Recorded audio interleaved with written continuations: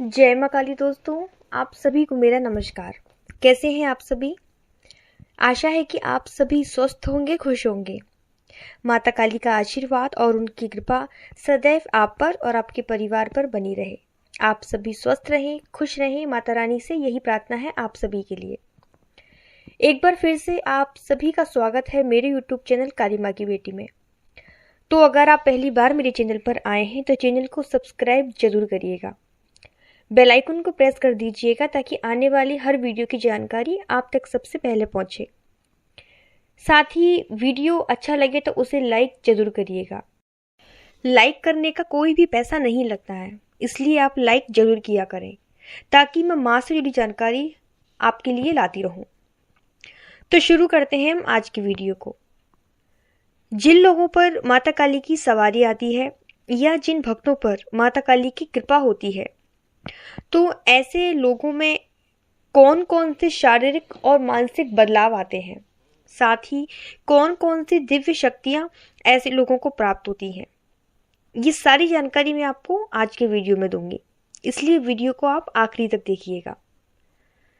देखिए, जिनको सवारी आती है उनको शक्तियां तो प्राप्त होती ही हैं, साथ ही जिन बच्चों को सवारी नहीं आती है वो भी माँ काली की शक्तियों को और उनकी ऊर्जाओं को महसूस करने लगते हैं, क्योंकि जरूरी नहीं है कि सवारी आएगी तो ही माता काली की कृपा प्राप्त होगी। बिना सवारी के भी भक्तों ने माँ को पाया है और यही सबसे अच्छा तरीका है माँ को पाने का।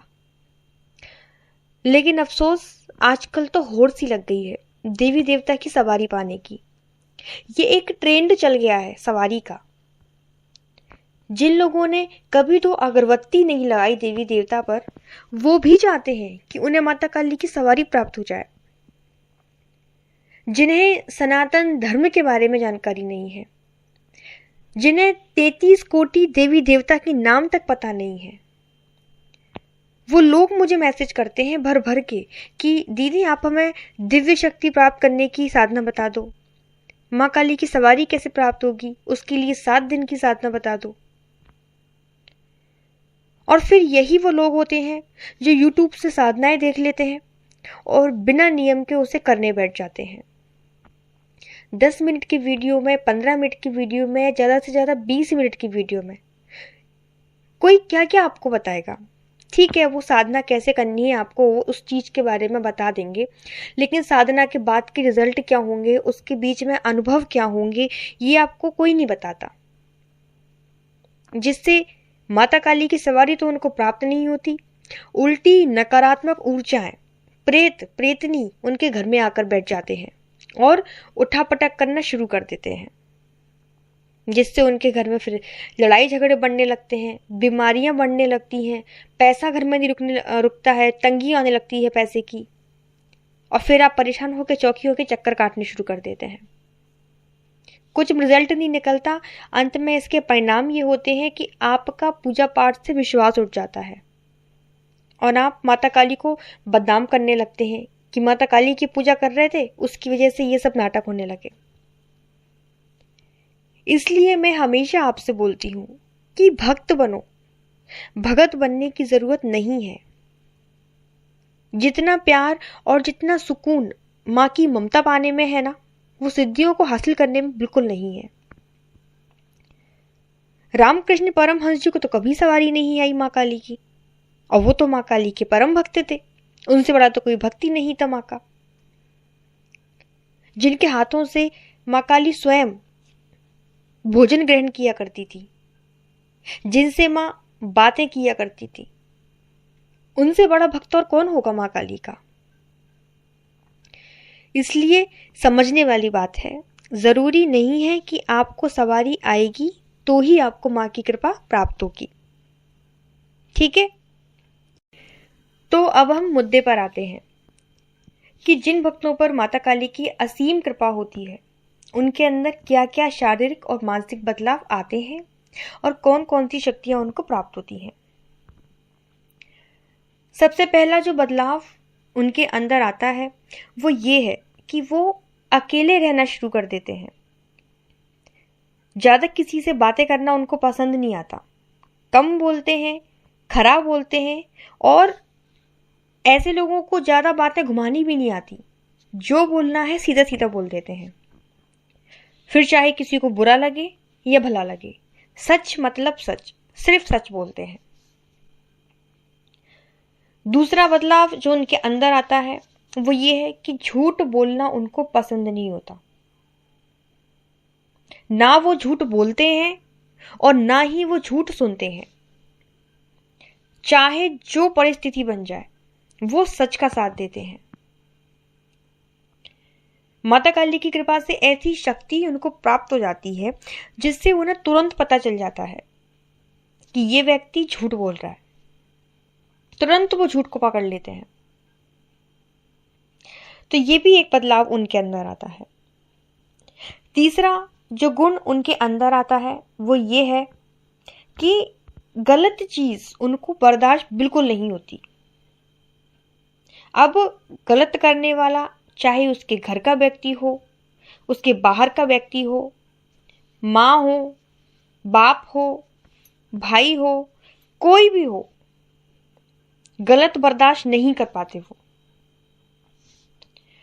वैसे तो जो माता काली के भक्त होते हैं वो बहुत ही शांत होते हैं और खुश मिजाज होते हैं, बिना मतलब किसी से कुछ भी नहीं बोलते। और आप उनसे कभी बात करके देखिएगा, जो माँ काली का भक्त हो, भक्तों के चेहरे पे एक अलग ही तेज रहता है। आप जान सकते हैं कि हाँ ये सच्चा भक्त है और ये ढोंगी है।